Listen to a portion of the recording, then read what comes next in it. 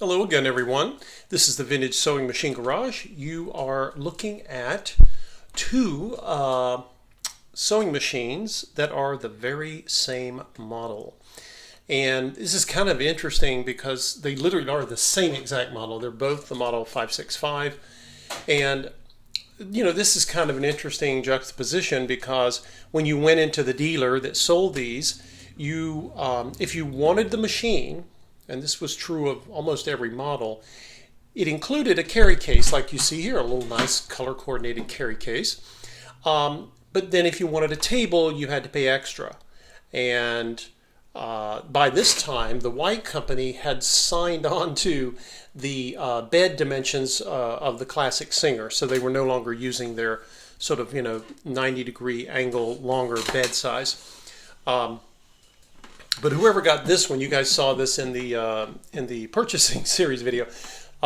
Someone bought this with a table, and again, the wood laminate is a very not surprised to see that at all in the early 60s when that product becomes very popular. And people, it's hard to believe now, but people actually paid a premium for it because it was billed as easy maintenance. You don't have to polish it, and of course, this, what we know now, of course, is that wood laminate is actually this is plywood, and then laminate is sort of a picture of wood, like a photograph that's embedded in a sort of vinyl or plastic resin.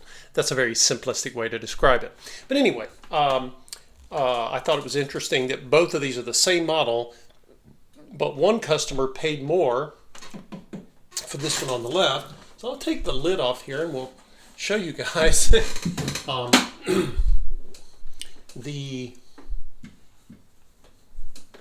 this is the there we go. So this particular machine, I don't know why this is, but it came with its original turquoise foot pedal, and it is a rheostat. I can tell by the sound and the surface rubbing that goes on when a rheostat sweeps. This one over here is a different color. Now, it could have been sold this way. This is actually a carbon pile.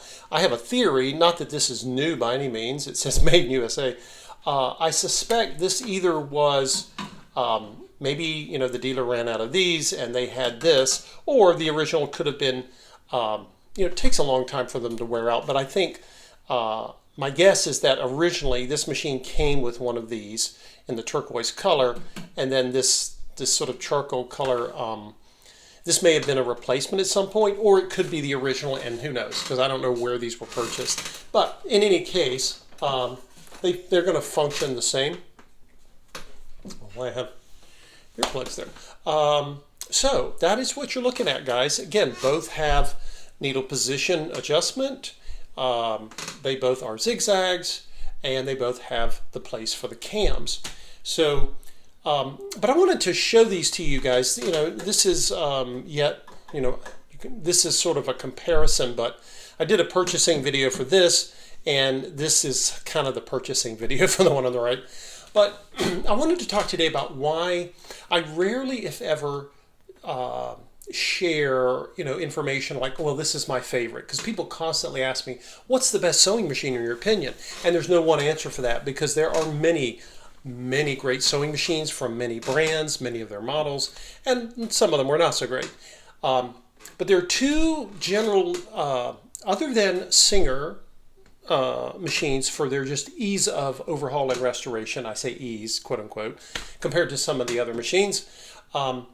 If you are thinking about taking on a restoration project, there are lots of machines that were made in Japan. They're often called clones or zigzag clones. They have a number of improvements over those original zigzag machines that came out of Italy, for example. I would argue that the Italian machines are actually built a little heavier and beefier than these, but these are still beefy. And if you ever pick this one up, you'll know. But there's basically, when we get into the early 60s, early to late 60s, there are two particular, brands of machines that I'm particularly fond of, only because And it's not aesthetic. I love the two-tone turquoise, you know, very, many people say it's a 50s, and actually this color was so popular in the 50s, it kept its popularity into the early 60s, early and mid 60s, really. But but these machines, okay, and it's not just this model. There's a whole series of model in the 500 series for white. They had some 600 series and a few others that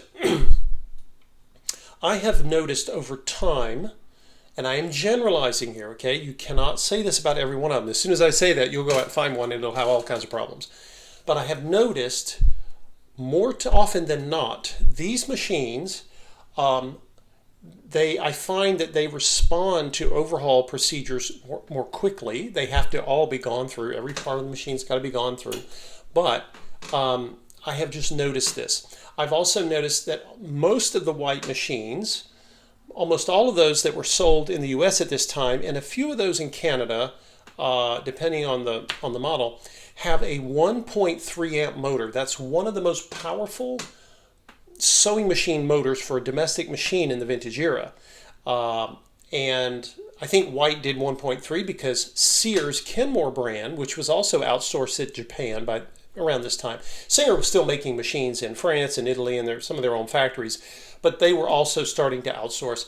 And I have noticed that Kenmore machines from the 60s and many of the White models are really good, reliable machines in the sense that I've had fewer issues with them when I restore them.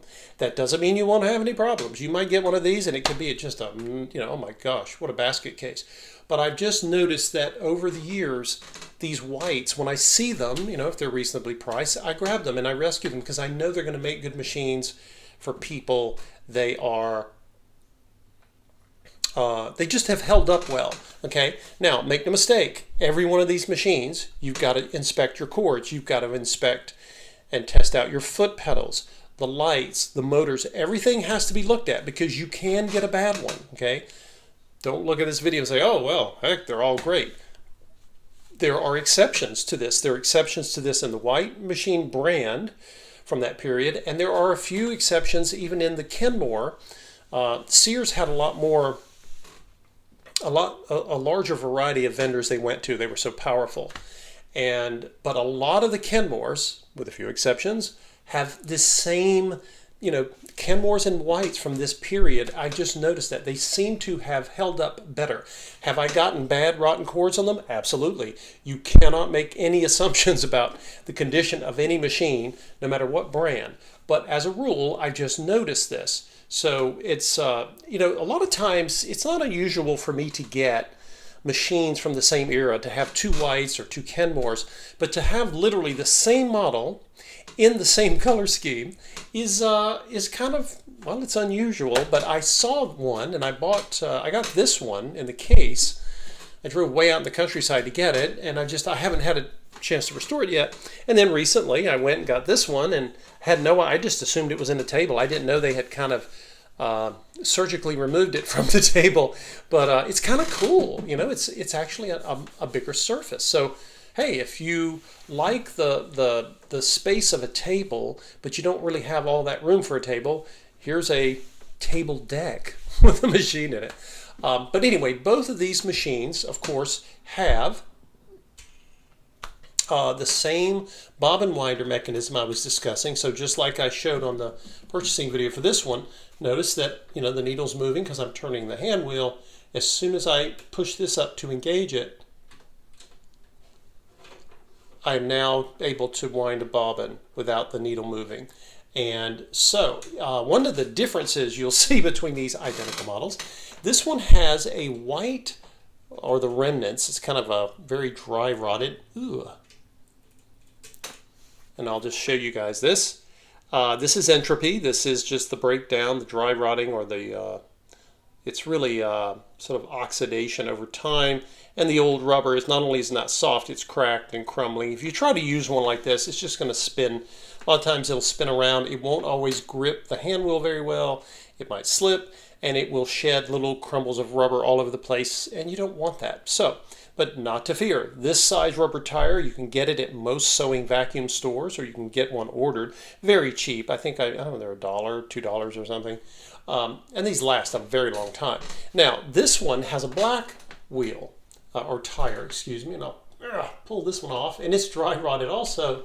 Now, this one is dry rotted. It's got a big sort of crack there, but I think, I was looking to see, I don't see, you can see the all the little fine cracks, hairline cracks in this thing.